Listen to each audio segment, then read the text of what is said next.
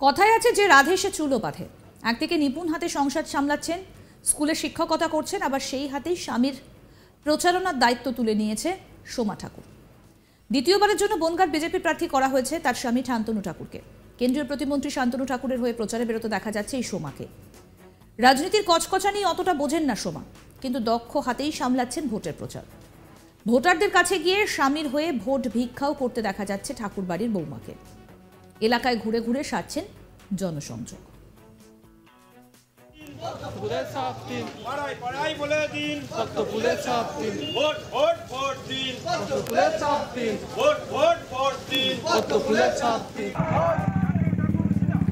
মতুয়া মাতৃসেনার দায়িত্ব তার কাঁধে। সারা বছর এসব নিয়েই ব্যস্ত থাকেন সোমা। ভোট আসতেই ব্যস্ততা বেড়েছে। এবার স্বামীর হয়ে প্রচারে ঝাঁপিয়েছেন তিনি। এলাকার বিভিন্ন প্রান্তে শান্তনু ঠাকুরের হয়ে প্রচার চালাচ্ছেন। জয়ের বিষয়ে 100% আশাবাদী সোমা।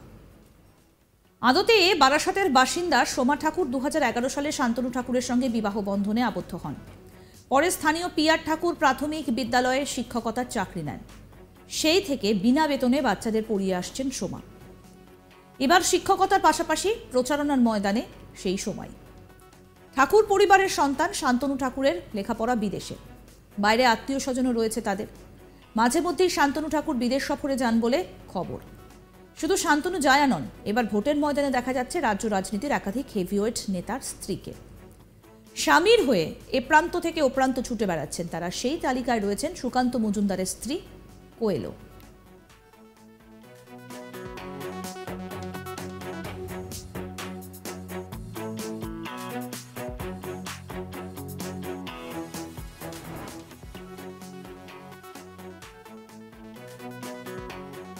লড়াইয়ের ময়দান যথেষ্ট বন্ধুর, কারণ ইতিমধ্যেই কিন্তু 3 দফা ভোট হয়ে গিয়েছে, আর তার এরপরে রয়েছে 4র্থ দফার ভোট।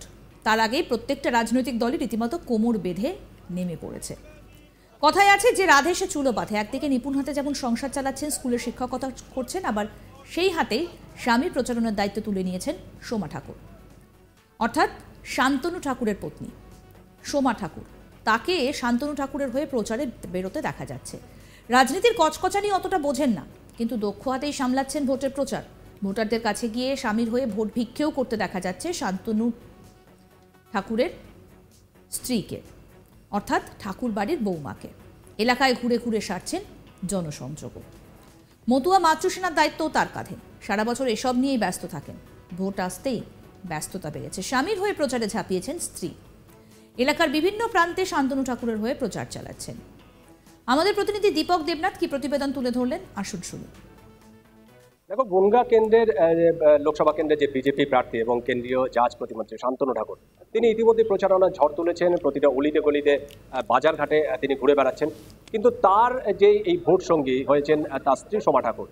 তুমি জানো যে এই সোমা ঠাকুরকে বেশ কয়েকটি নির্বাচনী প্রচারণায় দেখা গেছে এবং স্বামীর সঙ্গে দেখা গেছে, এবং স্বামীর হয়ে তিনি ভোট ভিক্ষা করছেন এবং স্বামী যাতে দ্বিতীয়বারের জন্য তিনি নির্বাচনে জয়ী হয়ে আসেন এবং দ্বিতীয়বারের জন্য যেন সাংসদ নির্বাচিত হন, সেই প্রার্থনা করছেন ভোটারদের কাছে। এবং তার বিশ্বাস যে গতবারের মতন এবারও তার স্বামী জয়ী হবেন। শুধু জয়ী হবেন না, গতবারের যে ব্যবধান ছিল, জয়ের ব্যবধান ছিল, তার থেকে বেশি ব্যবধানে জয়ী হবেন। এখন প্রশ্ন হচ্ছে সোমা ঠাকুরকে। তুমি জানো যে এই সোমা ঠাকুরের আদতে বারাসাতের বাসিন্দা এবং 2011 সালে এই শান্তনু ঠাকুরের সাথে বিবাহ বন্ধনে আবদ্ধ হন। প্রথমে তিনি গৃহবধূই ছিলেন, কিন্তু পরবর্তীতে আমরা তাকে দেখেছি যে পিয়ার ঠাকুর যেই প্রাথমিক বিদ্যালয় আছে সেই বিদ্যালয়ে তিনি চাকরি নেন এবং বিনা বেতনে তিনি সেই স্কুলের যে যারা বাচ্চারা আছে, শিক্ষক আছে, শিশুরা আছে, তাদেরকে কিন্তু বিনা বেতনে পড়িয়ে আসছেন। এবং সাম্প্রতিককালে তাকে নির্বাচনী প্রচারণায় দেখা যাচ্ছে। যদিও রাজনীতির যে কচকচানি তিনি অতটা বোঝেন না, কিন্তু যেহেতু তার স্বামী একজন প্রার্থী, একজন কেন্দ্রীয় মন্ত্রী, স্বভাবতই তার হয়ে প্রচারে নামতে দেখা গেছে।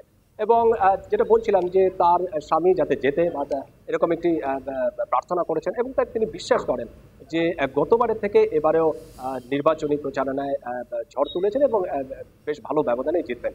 এবং যেটা বলছিলাম যে তিনি কিন্তু এই যে কথা আছে যে মহিলা চুল বাঁধে সে রান্নাও করে, সুতরাং একদিকে তার গৃহ সংসার, একদিকে তার এই বিনা বেতনের স্কুল বা তাদের পড়াশোনা করা, এই পড়াশোনার পাশাপাশি তিনি কিন্তু স্বামীরও ব্যাটন হাতে নিয়েছেন এই সোমা ঠাকুর।